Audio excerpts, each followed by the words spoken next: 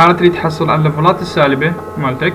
بالحالة الأولى الليفل الأول مالتك هنا ليفل 4 هو مسميه هنا، راح شغل هذا السويتش وهذا السويتش. فشو راح يمر تيار؟ راح يجي منه شغل هذا السويتش، تمام، يعبر عبر هاي هذا عبر المصدر عمود ياخذ الفولتيج السالبة مالته عبر هذا السويتش ويطلع منه، تمام. إذا تريد تجمع الفولتيج مال هذا المصدر همين، فهم لازم يشتغل يا سويتش يا سويتش، هذا السويتش وهذا السويتش.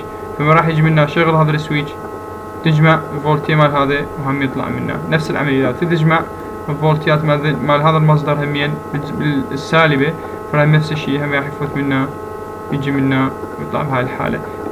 إذا هذا ما تريد تفوت الفولتيج مالته، تفوت بس تيار، ما تريد تجمع الفولتيج السالب مال هذا، فش راح تسوي؟ تقدر تستعمل نفس الأسلوب، بأنه هذا راح يعبر منه عبر الدايود ويشغل فقط هذا السويتش عمود تجمع عفوا فقط تفوت التيار، ما تجمع الفولتيج مال هذا المصدر، لأن أنت ما شغلت هذا السويتش هذا السويتش. أكو ممكن طريقة ثانية بأنه تشغل هذا السويتش فقط.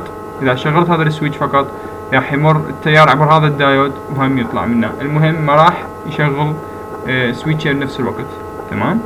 فممكن بأنه هذا الثارستر الشغله، أو ممكن يشغل هذا الثارستر. أعيد هاي الخطوة مرة ثانية، بأنه أنت ذني الجزء السالب شغلت ذني الاثنيناتين عم تحصل على الجزء السالب.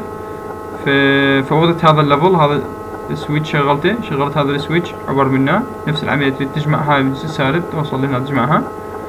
فهمين شغل هذا السويتش وهذا السويتش جمعته نفس العملية الثالثة، همين شغلت هذا السويتش جمعته. بس من توصل هاي ما تريد تستخرجها، ما تريد تطلع هذا الليفل، فبس تريد تمرر التيار. فش تسوي؟ يا اما شغل هذا السويتش يا اما شغل هذا السويتش. حال شغلت هذا السويتش هذا راح يمر عبر الدايود فورورد، يجي عبر هذا السويتش يطلع منه. تقدر تشغل هذا السويتش جوا، فراح يمر عبر هذا السويتش، وهنا ما يحتاج بعد يعبر، لا منه يعبر لان ما مشتغلت بين الاثنيناتين، فيجي عبر الدايود فورورد ويوصل لللود الاي سي مالتك. فهاي طريقتين مختلفات ونفس الحالة هنا نفس العملية، بأنه تقدر توصل لهنا وما تستخرج ذني الفولتيتين ما تريدهن بالجزء السالب. فنفس العملية ممكن تشغل هذا الثارستر، ويوصل بس مجرد تفوت التيار.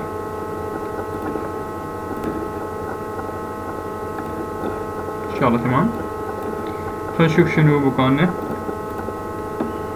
شوف هذني الليفلات، طبعا اكيد مثل ما قلنا بانه الالفا مالتك راح يكون مختلف. انت تريد هذا الليفل اللي هو اقرب واحد على الصفر. طبعا المقدار مال الماجنتيود مالت كلهم مساويات، لان نفس المصدر مالت الدي سي، انت نفس القيمه مالت المصدر مالت الدي سي مساويه. اذا هنا استعمل مصدر دي سي 12 فولت، هنا 12 فولت 12 فولت 12 فولت.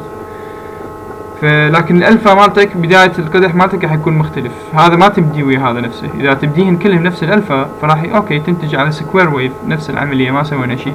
تريد الليفلات مختلفه، ومن تجمعهن باوقات مختلفه عم تحصل على موجة اقرب للساين ويف.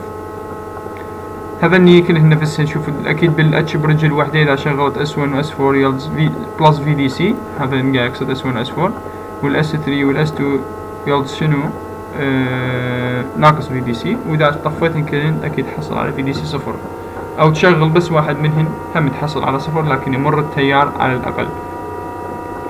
العدد مالت ال NS اللي هن number of DC sources، اكيد number of DC sources plus 1 يطلع لك شنو number of DC sources اللي 4 plus 1 يطلع لك عدد ليفلات، او نقول عدد ليفلات او عدد DC sources يساوي عدد ليفلات ناقص 1 اكيد.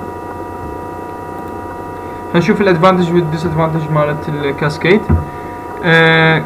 Controlling the conducting angles at different inverter levels can minimize the harmonic distortion. أكيد طبعا هاي ما لها علاقة بالادفانتج، بس أكيد على مود السيطر على الألفا، كل ما سيطر عليها كل ما الألفا مالتك يكون مقنع بأنه هذا أكثر من هذا، والألفا 2 أكثر من ألفا 3، والألفا 3 أكثر من ألفا 4، ما مساويات، لكن المقدار مالتهن ممكن يكون مختلف على فد أسس معينة، فد arrangement معينة، راح تقدر تقلل أكيد من الهارمونكس مالتك. Each bridge unit generates a square wave by phase shifting يقصد الهاي square wave، تمام. by phase shifting its positive and negative phase leg switching timings. يعني انت عندك طبعا اكيد الالفا تستعملها هنا هي لازم نفسها هنا، تستعملها هنا نفسها هنا، تستعملها هنا نفسها هنا بالحالتين. عمود يصير عندك الجزء الموجب والجزء السالب مساوي بمقدار الزمن بالضبط. انت عندك هنا فريكونسي وهذا اي سي، فانت الجزء الموجب مقدار الزمن، الجزء الموجب لازم يساوي مقدار الزمن والجزء السالب، والبيك بالجزء الموجب نفسه البيك هنا، فالبيك تو بيك عمود يصير عندك متقسم على اثنين، يطلع لك بيك واحد مساوي البيك الثاني. الادفانتج of cascade inverter compared with diode clamped and flying capacitors inverters, it requires the least number of components to achieve the same number of voltage levels. فعلا لأنه هنا تحتاج بس سويتشات، هناك تحتاج ديودات ومتسعات ومتسعات، تحتاج المين من الفلاين كاباسيتر، تحتاج الفلاين كاباسيترز نفسهن، هناك الدايود كلامب، فعندك أكثر components هنا أقل components.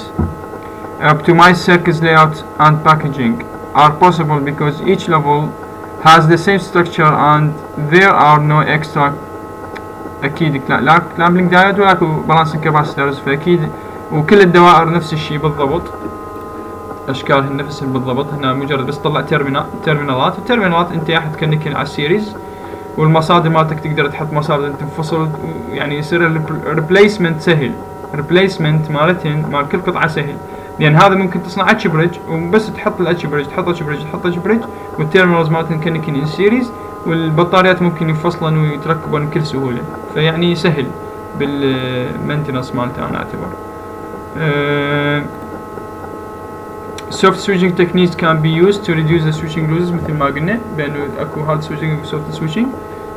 soft switching يحتاج فد intermediate circuit بأنه يصير عندك معزولة، بأنه تقدر تقدح عند zero voltage or zero current or both.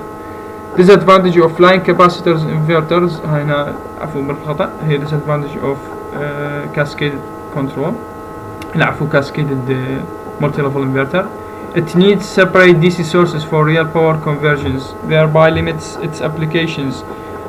طبعا منطقيا يعني اكو بعض التطبيقات انت ما تقدر تحصل على مصادر دي سي، يعني تجيب يعني 12 فولت مصدر 12 فولت 12 فولت 12 فولت 12 فولت، تزيد الليفلات لازم تحتاج بطاريات اكثر، فهنا تحتاج 4 بطاريات او 4 مصادر دي سي سورس منفصله، فشوي يعني بعض التطبيقات ما ممكن هذا الشيء يصير، او ما ممكن يتوفر هذا الشيء عمود المكان همين اكيد. فهنا قايل لك بانه it needs separate DC sources for real power conversions thereby it limits its applications. بعض التطبيقات ما تقدر تستعملها. الهومورك try to make single phase 5 level cascaded multi level inverter using MATLAB simulation. يعني بالعملي كان طبقنا هذا الشيء، لكن انتم ما مطالبين هسه بهذا الهومورك.